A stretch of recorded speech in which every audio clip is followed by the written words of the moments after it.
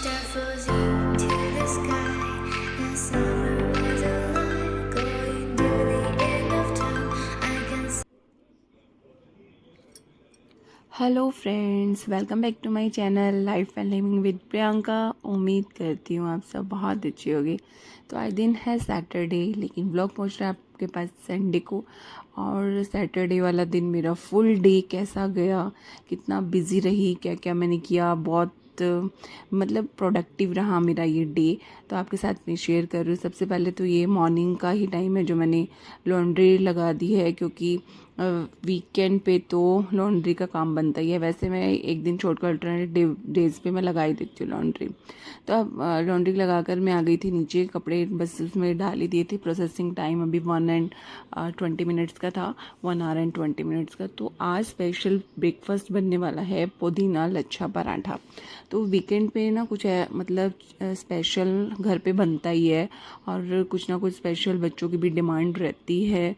और बच्चों को तो आलू पुदीना पराठा बना के दूंगी, और हम खाएंगे पुदीना लच्छा पराठा।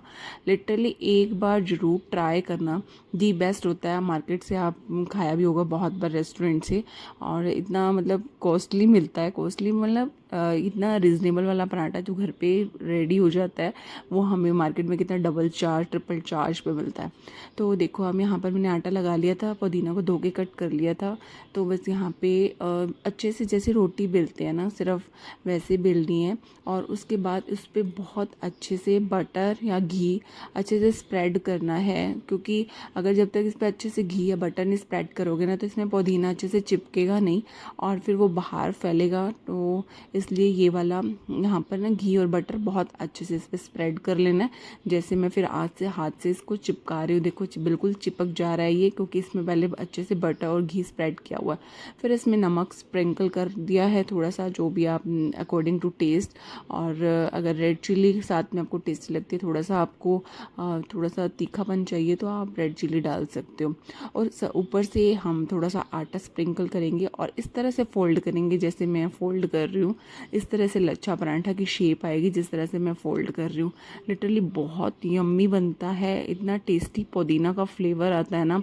और वैसे लच्छा पराठा बनाने की तो बहुत ज़्यादा अलग अलग तरह की रेसिपीज़ हैं, और जो रेसिपी मैं शेयर कर रही हूँ ये बहुत इजी रेसिपी है और बेस्ट रेसिपी है।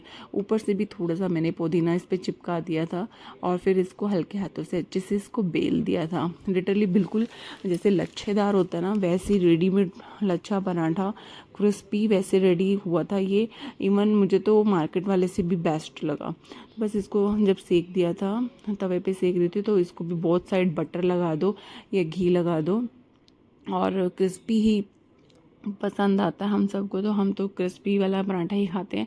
आप देख सकते हो इसकी शक्ल भी इतनी क्रिस्पी है और कितना टेस्टी लग रहा है। ऊपर से फिर मैंने इस पर बटर लगा दिया था, और बहुत ज़्यादा यम्मी और क्रिस्पी बना है, आप देख सकते हो। लिटरली खाने में आज का ब्रेकफास्ट मज़ा ही आ गया। और पोहा इडली खाते खाते कई बार हम बोर ही हो जाते हैं। डेली का ब्रेकफास्ट है वो, तो वीक में 1 डे तो पराठा चलता ही है। और हमारे यहाँ तो पराठा वैसे ही बहुत ज़्यादा फेमस रहता है, और पराठे तो चलते ही हैं हम लोगों के यहाँ पे। तो बस यहाँ पे कर्ड के साथ खा लिया था पराठा। फिर मैं ऊपर आ गई थी लॉन्ड्री का 1 लोड, तो मैंने पहले सुखा दिया था इसको, और जो सूखे हुए थे वो साथ साथ निकाल रही थी, क्योंकि अब तो इतनी समर इतनी धूप है ना कि बहुत जल्दी से ही कपड़े सूख जा रहे हैं। तो बस यहाँ पे 1 लॉट लगाने के बाद उसको निकाल दिए थे कपड़े, तो दूसरा लॉट मैं यहाँ पर सुखा रही हूँ। बस 2 लॉट लगे थे यहाँ, और कपड़े भी बहुत अच्छे से ऐसे मतलब समर में बहुत अच्छे से सूख जाते हैं। फिर मैंने ना रूफ टॉप पे ही अपने गार्डन बनाया हुआ है। यहाँ पर बालकनी गार्डन तो है ही, रूफ टॉप गार्डन मैंने कभी भी आपके साथ शेयर नहीं किया, कभी किसी दिन फुर्सत से शेयर करूँगी, क्योंकि अभी ये ऑन द प्रोसेसिंग है। तो यहाँ पर बस थोड़ा बहुत मैं उसकी केयर कर रही थी, जो मेरे टेरेस पे गार्डन बना हुआ है, और थोड़ा बहुत इसमें पानी वगैरह दिया। तो अब करते हैं हम अपने लंच की तैयारी, क्योंकि इतने में मुझे ये मैं हर चीज़ मैंने आपके साथ में शूट नहीं करा। अपना मेरी घर की क्लीनिंग का वर्क हो गया, और उसके बाद तो मैंने रेस्ट भी कर लिया, और फिर आया मेरा लंच का टाइम। लंच में भी आज स्पेशली बनने वाला है बच्चों के डिमांड पे कढ़ी पकोड़ा बनने वाला है, और साथ में राइस भी एक तरह से पुलाव टाइप बनेंगे। तो वो कढ़ी पकोड़ा के साथ में अगर प्लेन राइस खाते हो ना, इतना टेस्टी नहीं लगता। अगर आप ये वाला मेरी बात मान के आप खाना ज़रूर, अगर नहीं खाया तो कढ़ी राइस के साथ में पुलाव बनाकर खाओ। उसका टेस्ट है ना थोड़ा 1 स्टेप आगे ही हो जाता है, लेवल इसका बढ़ जाता है टेस्ट का। तो क्योंकि मैं पहले ओनली बॉइल्ड राइस बनाया करती थी कढ़ी के साथ में, तो उसका फ्लेवर एज़ कम्पेयर टू कढ़ी के साथ में अगर आप पुलाव बनाते हो ना, बहुत यम्मी, बहुत टेस्टी लगता है। मटर डालकर या हरे वाला चना डालकर या अनियन डालकर उसको बहुत अच्छे से सौटे कर लो, अनियन को बहुत अच्छे पुलाव बना लो तो बहुत टेस्टी लगता है। तो बस यहाँ पर कढ़ी को बॉईल कर लिया था, अच्छे से उबाल आने दिया था। और कई बार तो मैं डायरेक्ट ऐसे फ्राई करके ही कढ़ी बना लेती हूँ, लेकिन जब मैं टाइम में या मूड में हूँ ना, तो पहले मैं कढ़ी को बहुत अच्छे से बॉईल करूँगी, इसको पकाऊंगी। क्योंकि कढ़ी का नाम ही कढ़ना है, जितना अच्छे से वो कढ़ा हुआ होगा, कढ़ी हुई होगी, उतनी वो टेस्टी बनेगी। और अपने मुँह से क्या तारीफ़ करूँ, लेकिन लिटरली मेरे हाथ से कढ़ी ना वैसे ही अच्छी ही बनती है, और सब खा के भी बहुत खुश होते हैं। तो बस यहाँ पर मैंने पहले डाल दिया था इसमें जो रेड चिली पाउडर होता है, अजवाइन, राई और 2 सूखी लाल मिर्च और कड़ी पत्ता, ये बेस जो होता है वो सब डाल दिया था, और एक पोटैटो भी डाल दिया था, और ऊपर से फिर डाल दिया था अनियन। तो उसको पकने दिया है। और बच्चे बोल रहे कि आप प्लेन कढ़ी नहीं खानी है हमको साथ में कढ़ी पकोड़ा। अब पकोड़ा भी मैं कई बार ना जैसे पालक या प्याज वगैरह होता है ना, वो डाल के बना लेती हूँ। इस बार मेरे पास पालक अवेलेबल नहीं थी, तो मैंने प्लेन ही पकोड़े बनाए थे। मैंने ज़्यादा वो नहीं किया कि इसमें प्याज या पालक वगैरह डाल के वो बनाओ ना, वो भी बहुत यम्मी लगते हैं। अगर आप कढ़ी में प्लेन जो डालोगे पकोड़ा, उसके बजाय आप प्याज और पालक का बनाकर पकोड़ा डालोगे ना, उसका भी टेस्ट अलग आएगा। तो बस इतने में साथ में जो तड़का रेडी हो रहा है, इसमें रेड चिली पाउडर, धनिया पाउडर और हल्दी पाउडर तो हमारा पहले से ही कढ़ी में चला गया जो हमने बॉईल करी थी, और साथ में थोड़ा सा सॉल्ट। बस फिर वो इसमें डाल के इसको चला लिया था। अच्छे से पकाना है इस तड़के को, क्योंकि इस तड़के का फ्लेवर ही अगर अच्छे से पकेगा तो इसका फ्लेवर कढ़ी में जाएगा। और यहीं से ही पता चलता है, जब तड़का हमारा अच्छा सा पकता है ना, तभी कढ़ी अच्छी बनती है। और बस यहाँ पे सिम पे मैंने छोड़ दिया था अभी इसको पकने, क्योंकि अभी जब पकोड़े बन रहे हैं साथ में, और जैसे ही पकोड़े बन जाएंगे तो एक उबाल के बाद ही, पकोड़े डालने के बाद एक उबाल आएगा, और उसके बाद झटपट से बंद कर देना है। अदरवाइज़ इसको पकोड़े डालने के बाद भी इसको पकने दिया ना, तो पकोड़े बिल्कुल हार्ड हो जाएंगे। और बस यहाँ फिर मैं बना रही थी पकोड़े। और पकोड़े अगर आपको चाहिए ना कि आपके हार्ड बनते, सॉफ्ट नहीं बनते, एक टिप तो मैंने बताई है, जैसे ही आप मतलब कढ़ी में पकोड़ा डालोगे ना, तो एक ही उबाल आने देना, उसे बंद कर देना गैस को, फ्लेम को। या फिर जब आप पकोड़ा बेसन का जो बैटर बना रहे होगे ना, तो उसमें थोड़ा सा लस्सी, छाछ या फिर दही ऐड कर देना, उससे भी पकोड़े बहुत सॉफ्ट और फुले फुले बनते हैं। बेकिंग सोडा डालने की ज़रूरत नहीं होती है, कुछ लोग बेकिंग सोडा डालते हैं। अगर आप दही और लस्सी डालकर बनाओगे ना, तब भी बहुत सॉफ्ट बन जाते हैं पकोड़ा। और लिटरली पकोड़े वाली कढ़ी और प्लेन कढ़ी में भी बहुत डिफरेंस रहता है। ये वाली कढ़ी यम्मी लगती है, टेस्टी लगती है। तो बस यहाँ पर पकोड़े हो गए थे रेडी। आप शक्ल भी देख सकते हो पकोड़े की कितने क्रिस्पी बने हैं। और बिल्कुल जब कढ़ी मैंने डाले थे ना, इसको थोड़ा सा एक उबाल आने के बाद बंद कर दिए थे ना, बिल्कुल सॉफ्ट हो गए थे, और नरम नरम सॉफ्ट वाले ही अच्छे लगते हैं। बस यहाँ पर एक उबाल आ रहा है, और इसको फिर मैंने कर दिया है बंद। और अब मैं बनाने जा रही हूँ पुलाव। मैंने सिर्फ प्याज वाला पुलाव बनाया था, मैंने इसमें मटर नहीं ऐड किया था। इवन मेरे पास मटर स्टोर किया हुआ काफ़ी था, लेकिन बच्चों ने मना कर दिया था कि मटर मत ऐड करना। और बस इसमें फिर मैंने जीरा प्याज वाला पुलाव बनाया था, और कुछ नहीं इसमें ऐड नहीं करा था। अदरवाइज़ आप इसमें मटर या हरा चना ऐड करोगे ना, मैंने अभी बताया, बहुत टेस्टी लगता है। और एक विसल दिलवा दी थी, और बहुत सही अच्छे से पक गए थे। बॉइल्ड राइस बनाती हूँ वैसे, जैसे राजमा चना वगैरह, दाल वगैरह इसके साथ बनाना हो तो बॉइल्ड राइस ही बनाती हूँ। लेकिन जब कढ़ी बनाती हूँ ना, तो इसके साथ मैं विसल लगा के पुलाव टाइप का बनाती हूँ। चाहे अनियन डाल लूँ, चाहे फिर मटर वगैरह डाल लूँ, इस तरह का पुलाव बनाती हूँ। और गोभी वगैरह कोई हो तो आप डाल सकते हो, ऐड कर सकते हो। तो बस यहाँ पर रेडी हो गया हमारा लंच। और साथ में मैंने काट दिया है प्याज। और प्याज तो लंच में आपको पता ही है बहुत अच्छे लगते हैं, और सरके वाले प्याज है तो उसका कहना ही क्या है। और इसका तीखापन दूर करने के लिए ना मैं थोड़ी देर पहले इसमें सॉल्ट डाल के रख देती हूँ और फिर इसको वॉश करती हूँ, तो फिर बिल्कुल ही इसका तीखापन चला जाता है प्याज का और बहुत टेस्टी लगता है और इसका तीखापन बिल्कुल ही नहीं रह जाता। और बस यहाँ मैं तैयारी कर रही हूँ लंच को, अब जो बन गया है इसको सर्व करने की, और बच्चे भी बोल रहे हैं कि मम्मा भूख लगी है। तो मतलब कभी कभी हमारा वीकेंड इन्हीं रेसिपीज़ में ही चला जाता है ना, वैसे मोस्ट ऑफ तो यही जाता है कि या तो फिर मैं क्लीनिंग का वर्क ना ज़्यादा मैं वीकेंड पे नहीं करती हूँ, वो मैं वीक डेज़ में ही करती हूँ। कई बार आपने मेरे ब्लॉग में देखा ही होगा, क्योंकि इस टाइम पे बच्चे हस्बैंड सब घर होते हैं। अगर क्लीनिंग का काम करने बैठ जाओ ना तो बस सब हौच पौच हो जाता है, फिर हम भी इरिटेट हो जाते हैं। तो बस ये है कि रेसिपीज़ वगैरह बनानी हो या फिर कहीं बाहर आउटिंग हो तो वो मेरा वीकेंड पे सैटरडे संडे यही काम होता है। बस यहाँ बड़े बेटे को बोल रही थी कि तुम भी आ जाओ लंच कर लो, तो बस यहाँ बच्चों ने कर लिया था, उसके बाद फिर मैंने और मेरे हस्बैंड ने किया फिर लंच। और आज मैं ना शॉपिंग करके आई थी, और आज क्या कल करके आई थी, रखे थे मैंने ये मिट्टी के बर्तन, और आजकल ना बहुत ट्रेंड में है। और मिट्टी के बर्तन में ये मैंने बॉटल तो अपने लिए पर्सनली यूज़ करने के लिए ख़रीदी है, क्योंकि इससे पता भी चल जाएगा मैं कितना पानी एक दिन में कंज्यूम कर रही हूँ, और चिल्ड भी रहता है। और मुझे फ्रिज का पानी मुझे सूट नहीं करता, तो मैंने ये मिट्टी की बॉटल ली है, प्यारी, बहुत प्यारी, सुंदर है देखने में। और ये हांडी ली है मैंने मिट्टी की, इसको मैंने कर्ड बनाने के लिए लिया है। इसमें मैंने थोड़ी देर पहले ना चावल का पानी इसमें डाल के रख दिया था, इससे जाके जो उसके पार्टिकल्स होते हैं ना वो सब निकल जाते हैं। और वो चावल का पानी डालने के बाद अच्छे से इसको क्लीन कर लिया था। उसके बाद फिर प्लेन पानी डालकर भी मैंने इसको बहुत देर तक रखा था, ताकि जो भी इसके डस्ट पार्टिकल हैं सब रिमूव हो जाएं।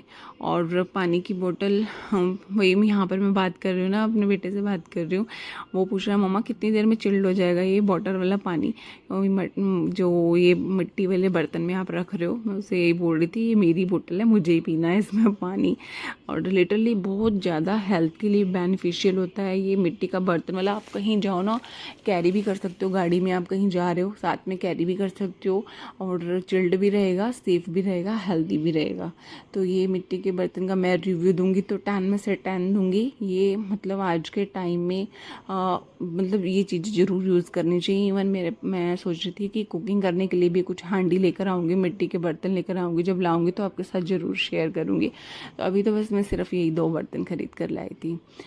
तो यहाँ पर हो गई थी अब मुझे शाम, और मेरे काम निपटाते निपटाते, और यहाँ मेरी ऑनलाइन पेंट्री भी आ चुकी थी, तो ग्रॉसरी भी आ चुकी थी। तो मैं सोच रही थी कि लगे हाथ आज अभी वीकेंड है तो मैं अपना ये काम कर लूँ और साथ साथ फ्री हो जाऊँगी, क्योंकि वीकडेज़ में बहुत मुश्किल हो जाता है। और एक बार अगर पेंट्री का सामान, ग्रॉसरी का सामान रखा रह जाए ना तो फिर वो रखा ही रह जाता है, 2-3 दिन बाद फिर उसे आलस ही हो जाता है निकालने का। तो इसलिए सोचा कि अभी साथ के साथ इसको निपटा लूँ। जो भी ग्रोसरी का था, दालें रिफ़िल करनी थी, और चना राजमा इस तरह का मंगवाया था मैंने, राशन पानी। और आपको पता ही है सब में मंथ के स्टार्टिंग में सबके घर ये सब ग्रोसरी का सामान तो आता ही है। और पेंट्री ऑर्गेनाइजेशन का वीडियो अगर आप देखना चाहते हो तो अगर मेरा वीडियो अभी तक आपने सब्सक्राइब नहीं किया तो सब्सक्राइब कर लीजिएगा। लास्ट कई वीडियोस में मैंने अपना पेंट्री ऑर्गेनाइजेशन का वीडियो भी मैंने शेयर किया हुआ है, आप देख सकते हो। और बस यहाँ पर अपने ये सारी चीज़ें मैं इसको फिल करके रख रही थी।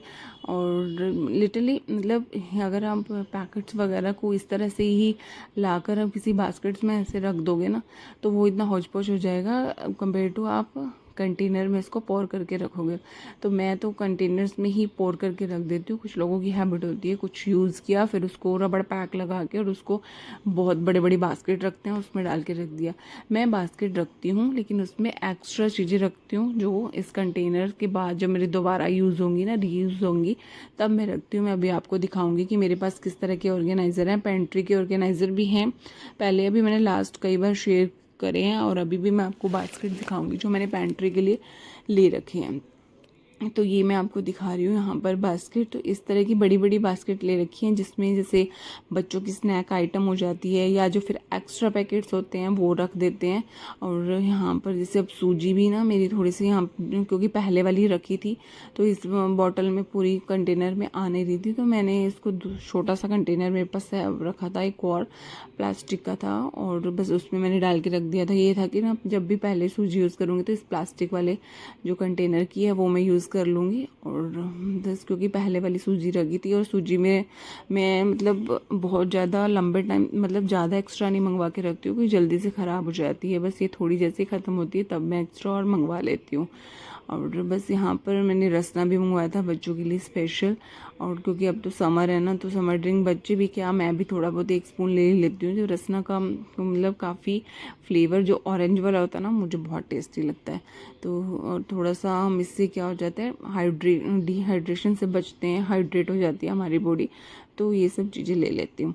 तो ये आपको बास्केट दिखा रही थी, बता रही थी बास्केट के बारे में। तो यहाँ पर देखो, अगर ऐसे पैकेट रखेंगे ना तो ये बहुत ज़्यादा जगह कंज्यूम करेगा। तो इसलिए मैं इसको पैकेट्स को भी ना ओपन करके ऐसी पूरी बास्केट में जो इनके स्नैक्स वगैरह होती हैं उसके लिए, जो भी बच्चों को भी पता होता है कि इस बास्केट में हमारा सामान है, तो वो जैसे चोकोपाई है, चॉकलेट्स हैं, कुछ भी मंचिंग का सामान है इस तरह का, वो मैं सब निकाल के इस तरह की बास्केट में रख देती हूँ। देखने में भी सुंदर लगती हैं, अच्छी लगती हैं और बहुत ज़्यादा इजी टू यूज़ है। तो यहाँ पे मखाना ऊपर से ऐड कर दी थी तो वो बंद नहीं हो रहा था।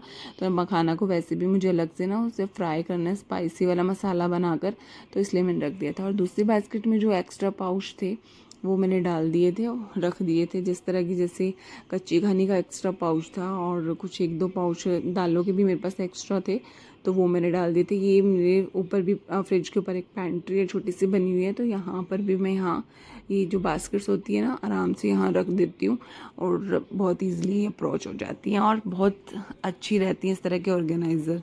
तो फ्रेंड्स, मैं अपने व्लॉग को यहीं एंड कर रही हूँ और मिलेंगे हम नेक्स्ट व्लॉग में नेक्स्ट एक्टिविटी के साथ। तब तक आप अपना खूब सारा ख्याल रखिएगा। Bye bye, lots of fun. और हमारे ये तो जो काम होते हैं डेली के, ये कभी भी ना रुकने वाले काम है, ऑन गोइंग प्रोसेस है।